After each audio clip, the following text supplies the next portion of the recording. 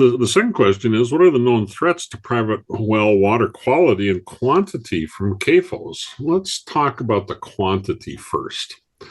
CAFOs, under the Minnesota definition, are typically those farms with an animal units of 1,000 or more animal units, equivalent to 1,000 pounds per animal unit. So one animal unit is approximately equivalent to 4 people.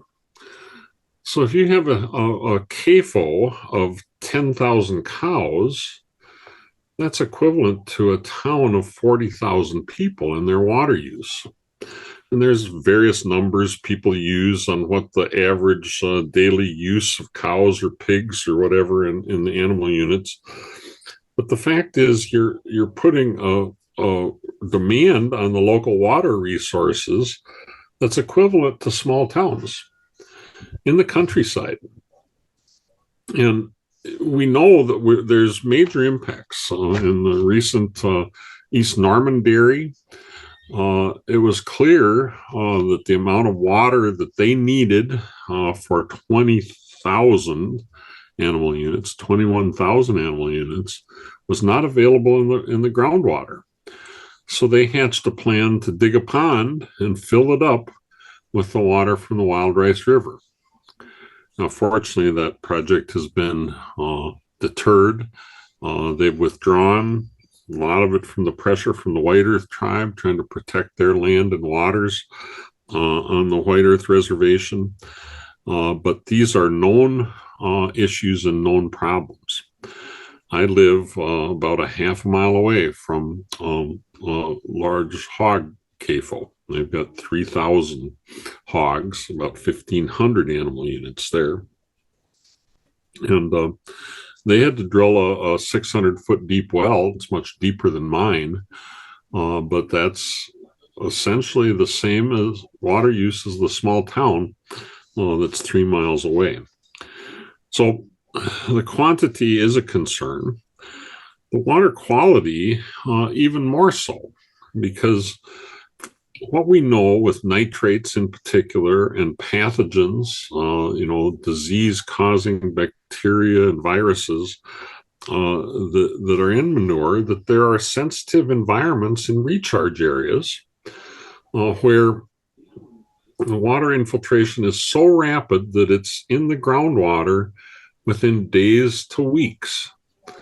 And if you can imagine what that means, that spreading the manure out across the landscape and a heavy rain comes and it's ending up in your well. When I was a consultant years ago, I had a person call me and they said, my water turns muddy after it rains. Should I be concerned? And I said, well, yeah, don't let the dog poo in your yard. You have a direct connection from the surface to your groundwater that you can see in your water quality. And what that means, that whatever is being applied on the surface near you is ending up in your groundwater. Now, fortunately, Minnesota has a good series of geologic maps, geologic sensitivity maps, sensitivity to contamination, soil surveys, etc., that show what the risk to the groundwater is. And that's something that is, in my experience, widely ignored by the feedlot community.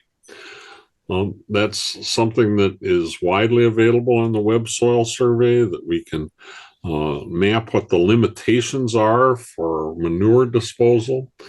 And it varies across the state. It's different where I live than in the Red River Valley.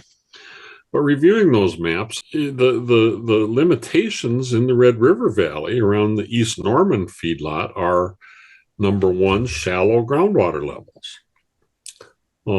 Number two, rapid infiltration. So out in those beach ridge areas, for example, where it's sandy, the water infiltrates immediately into the groundwater.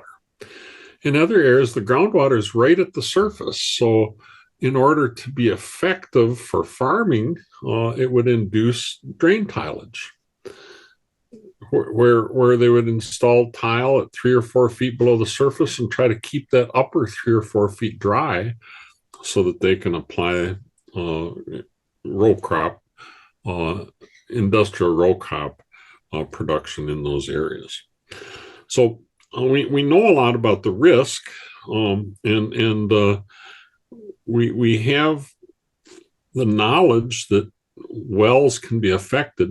Our organization, our common comment for environmental reviews for feedlots is that we want water well testing offered to all of the people within a half a mile of where the wells are being, of within a half a mile of the wells that are being used.